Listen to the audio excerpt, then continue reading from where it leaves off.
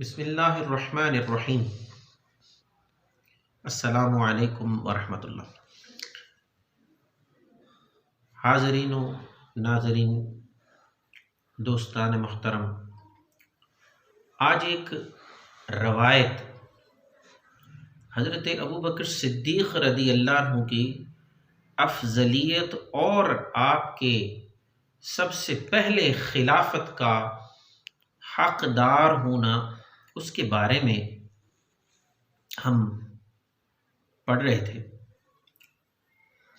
تو اس میں سے ایک امام کی شان جو ہے وہ بھی ہمارے سامنے آئی۔ تو دونوں پہلوؤں سے یہ حدیث پاک آپ سماعت فرمائیں۔ بخاری اور مسلم شریف کے اندر حضرت ابو موسیٰ اشعری رضی اللہ عنہ روایت کرتے ہیں کہ حضرت صلی اللہ علیہ وسلم جب سخت بیمار ہو گئے تو آپ نے فرمایا ابو بکر سے کہو رضی اللہ عنہ کہ آپ نماز پڑھائیں۔ حضرت عائشہ صدیقہ رضی اللہ عنہ سنا تو عرض کی یا رسول اللہ کہ آپ بہت ہی رقیق القلب ہیں، یعنی کہ بہت کمزور اور نرم دل والے ہیں، خصوصاً آپ سے جو ان کا محبت اور عشق ہے وہ آپ کی جگہ پر آپ کے مقام مبارک پر کھڑے ہو کے نماز نہیں پڑھا سکیں گے۔ آپ صلی اللہ علیہ وسلم نے پھر ارشاد فرمایا دوسری دفعہ کہ ابو بکر کو کہو کہ نماز پڑھائیں۔ اما جی عائشہ صدیقہ رضی اللہ عنہ پھر وہی بات دہرائی۔ سرکار نے تیسری دفعہ پھر بڑے زور دے کر فرمایا کہ ابو بکر سے کہو کہ نماز پڑھائیں رضی اللہ عنہ۔ اور پھر ساتھ یہ بھی فرمایا کہ تم عورتیں تو یوسف علیہ السلام کے زمانہ کسی عورتیں ہو۔ یہ بات بھی فرما دیا آپ نے۔ اس کا مطلب جو نقطہ ہمارے سامنے آ رہا ہے کہ اتنا اصرار کرنا، اور پہلے اس حدیث مبارکہ کے بارے میں بھی سن لیں کہ یہ حدیث متواترہ ہے، یعنی افضلیت حضرت صدیق اکبر ہمارے سامنے آ رہی ہے۔ جیسے کہ ایک اور حدیث روایت بھی ہے کہ حضرت علی کرم اللہ وجہہ فرمایا کہ کریم آقا صلی اللہ علیہ وسلم نے آپ کو ہماری نماز کا امام بنایا، یعنی ہماری آخرت کا امام بنایا، ہم نے ان کو دنیا کا بھی امام بنا لیا، تو ہم نے آپ کو اپنا خلیفہ چنا۔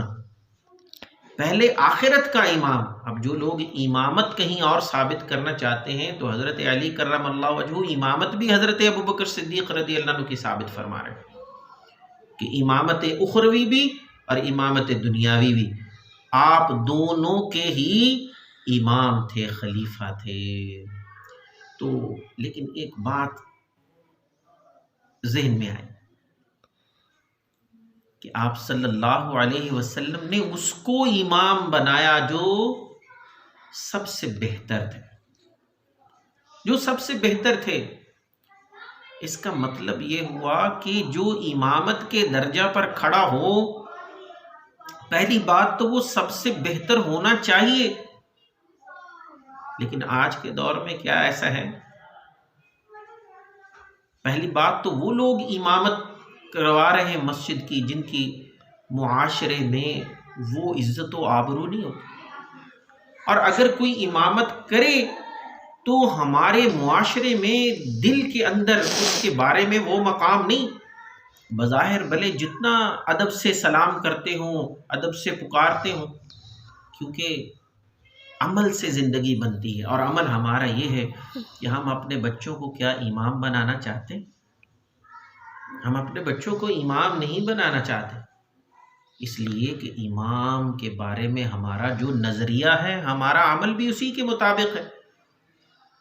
ہم ڈاکٹر بنانا چاہیں گے، انجینئر بنانا چاہیں گے، یہ ممنوعات میں سے نہیں ہے، وہ بھی بنانا چاہیے، لیکن ہمارے دل میں قدر و منزلت کس کی ہے؟